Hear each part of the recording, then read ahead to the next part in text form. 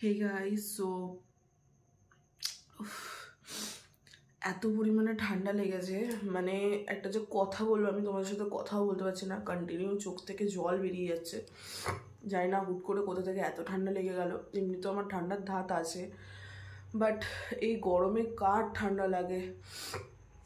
পাখাও চালাতে পারছি না ঠিকঠাক করে। পাখা চালালে ঠান্ডা লাগছে, আবার পাখা বন্ধ করে দিলে গরম লাগছে, যার জন্য আমি কম্বলও এখনও তুলিনি। এখানে দেখো দুটো কম্বল রাখা রয়েছে, প্লাস এখানে আমি গরম চাও করে এনেছি, গরম চা খাচ্ছি। এখানে বিস্কুটও আছে। উফ, মানে যে কি হচ্ছে না, কি অস্বস্তি লাগছে না, কি বলবো। কন্টিনিউ চোখ থেকে জল বেরিয়ে যাচ্ছে, নাক থেকে জল বেরিয়ে যাচ্ছে, অস্বস্তি লাগছে। ইচ্ছা করছে নয় চোখটাকে কেটে ফেলি, নয় নাকটাকে কেটে ফেলি। বিরক্তি লাগছে জাস্ট। রাত্রিবেলা ভেবেছি যে গরম জল করে খাবো।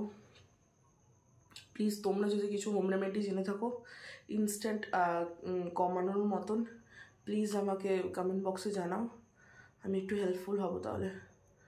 উফ, অস্বস্তিকর অস্বস্তিকর।